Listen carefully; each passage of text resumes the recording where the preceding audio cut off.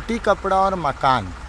जो समाज में जीने के लिए मुख्य चीज़ें हैं, रोटी, कपड़ा और मकान, जो 2014 के सुप्रीम कोर्ट के जजमेंट के बाद भी अभी तक हमारे 6 साल हो चुके हैं, जो अभी तक महाराष्ट्र में हमें अभी तक मिला नहीं है। तो बोर्ड तो उन्होंने फॉर्म कर दिया है, महाराष्ट्र में बोर्ड फॉर्म हो चुका है अभी 2020 में, लेकिन अभी तक उसको एक्टिव होना ज़रूरी है, उसमें बजट पास होना ज़रूरी है, उनकी ज़रूरतों को समझना ज़रूरी है, उनके एजुकेशन राइट्स हैं, उनके मेडिकल राइट्स हैं, उनके फंडामेंटल राइट्स हैं, उनके संवैधानिक अधिकार हैं, उनके मानवीय अधिकार हैं। तो ये सब चीज़ों को लेकर आज हमने गवर्नर सर के पास मुद्दे रखे हैं और उन्होंने हमें आश्वासन दिया है सभी बातों का कि वो जल्द से जल्द सुनेंगे और राज्य के सभी अधिकारियों से बात करेंगे और जल्द से जल्द समाधान करने की कोशिश करेंगे। और कोविड के काल में हमारा किन्नर समाज एक दुर्लक्षित समाज तो था और कोविड के समय दुर्गतियाँ ज़्यादा हो गई, मास्क, सैनिटाइज़र, राशन, मेडिकली और फाइनेंशियली उनको बहुत सारे प्रॉब्लम्स हो गए लॉकडाउन की वजह से।